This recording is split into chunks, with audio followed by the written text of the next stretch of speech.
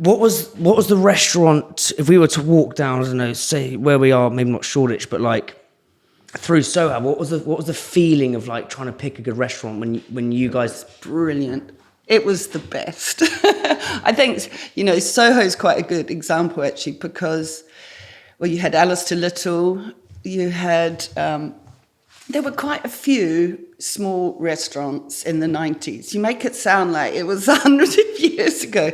Actually, I mean, there are more restaurants in Soho now, but there are no butchers anymore. There are no fish shops anymore in Soho.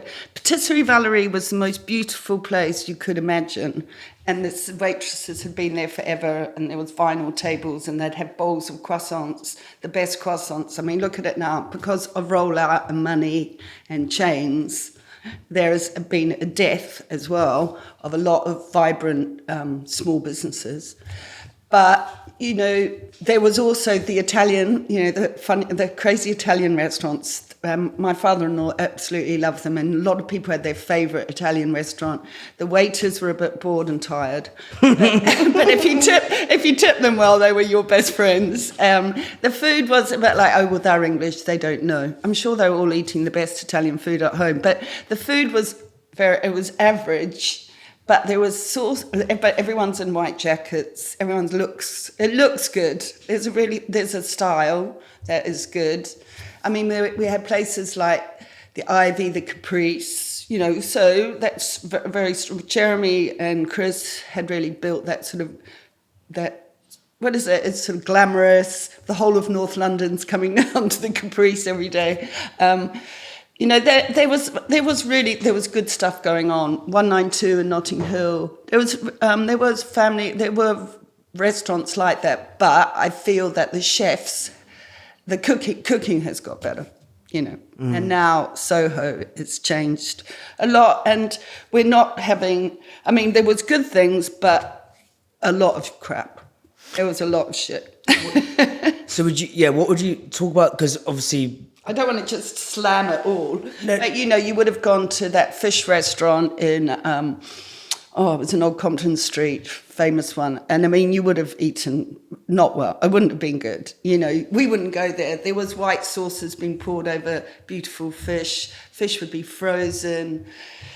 The bucket of flat leaf parsley, that was the sprig that you were going to put on at the side of everything.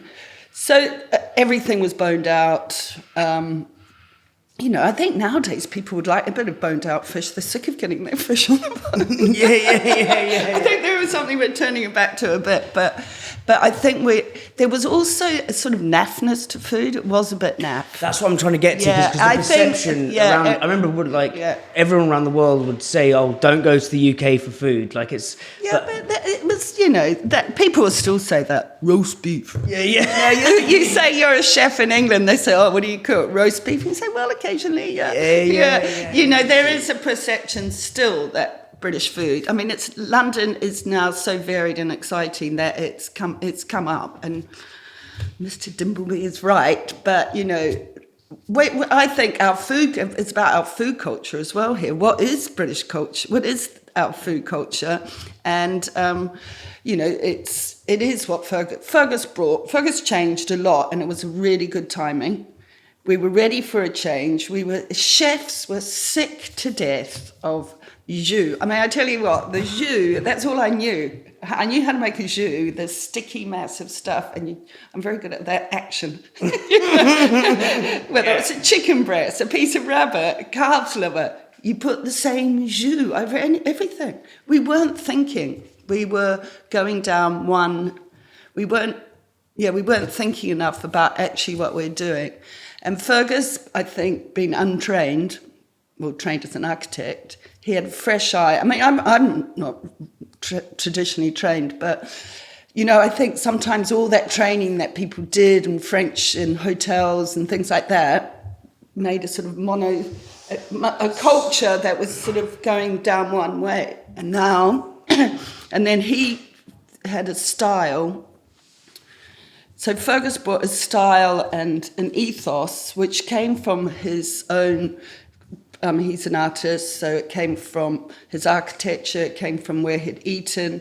you know, he loves the classic, but he also saw a beauty in just the simple cooking. And when he said, you know, I know I've probably heard it, but I was about to bone out the quails and stuff them, because that's all I'd thought of doing.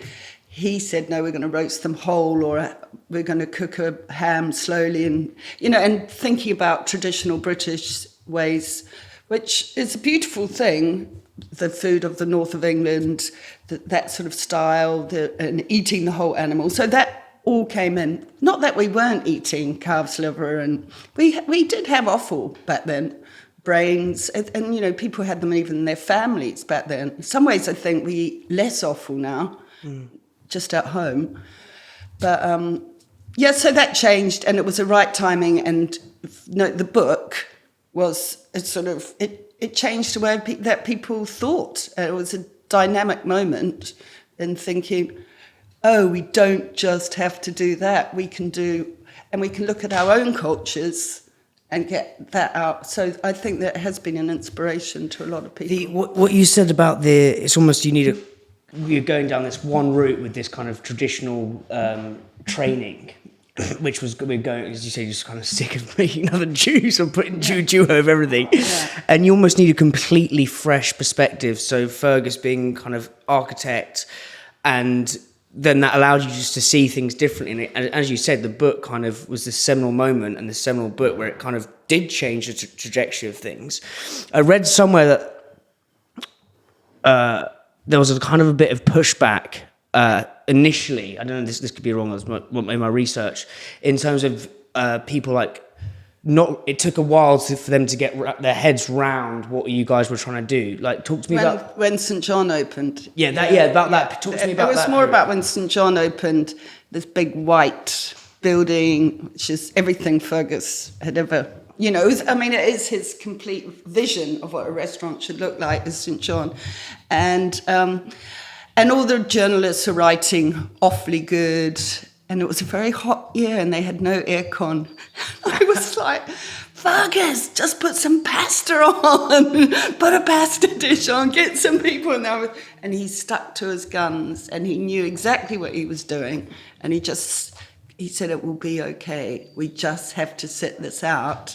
And it literally, a year and a half, restaurants they do now, but they can happen in a moment. But, you know, it takes time for people to understand something like that. And it was a slow build, but then it happened.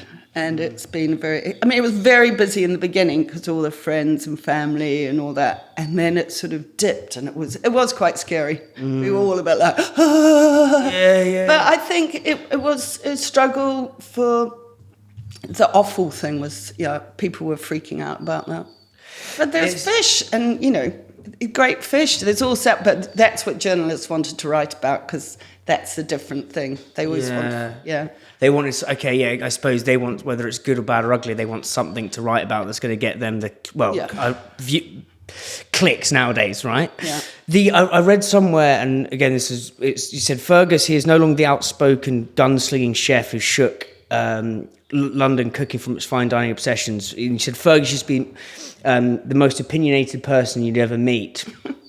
And he said he felt he had something to say. And I'd love to know, like, I love people who are staunch on their opinions and back them, a bit like what you're saying about putting the aircon in or doing a pasta dish.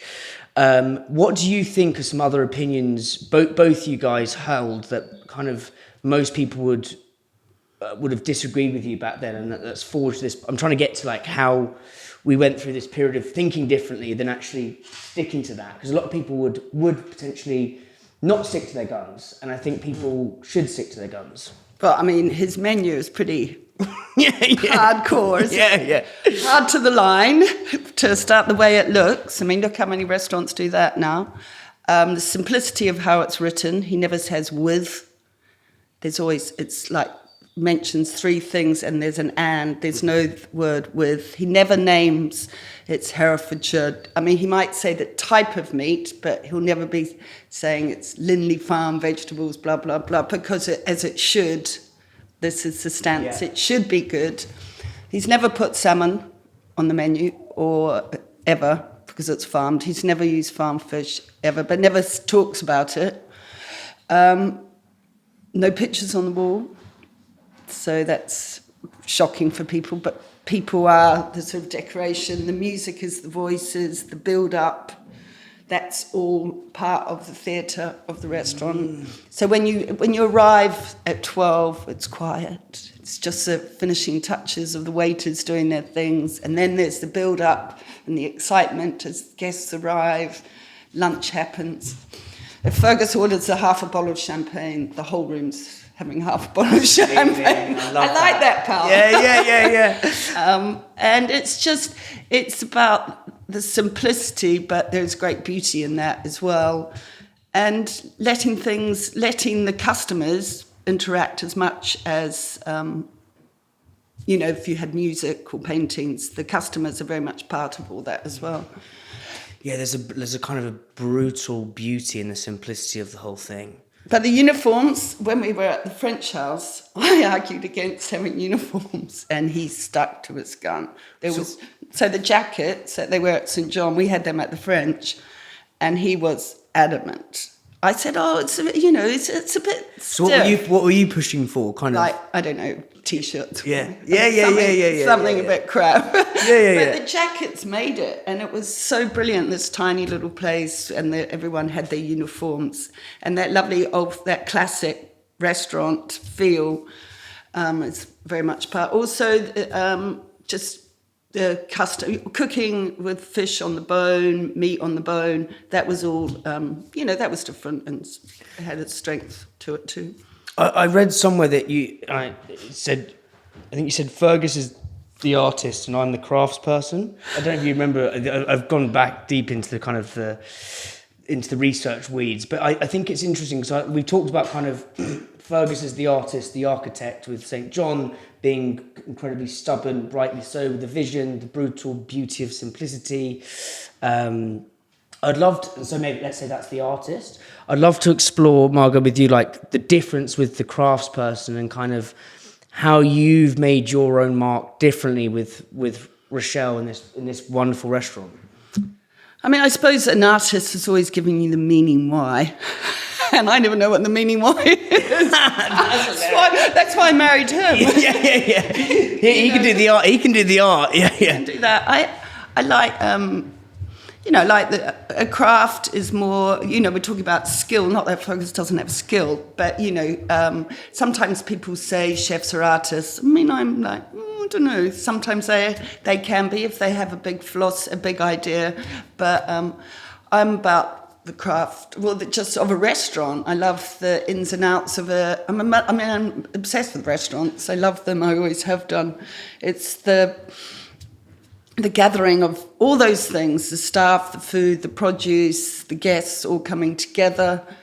I like all the ins and outs of the business, side of it. What do you like about the business side of it? Just not so much the actual XLS sheets. Oh, fuck. I don't know, I get so confused with those things. The plotting, the planning, how are we going to make this work? Are we going to be full? And if we're not, what is the problem? What do we need to do? Energizing it for the staff, making them, because it's all about the staff really, and whether they're enjoying their jobs, how active are they? Because if they're responding well to it, well then the customers will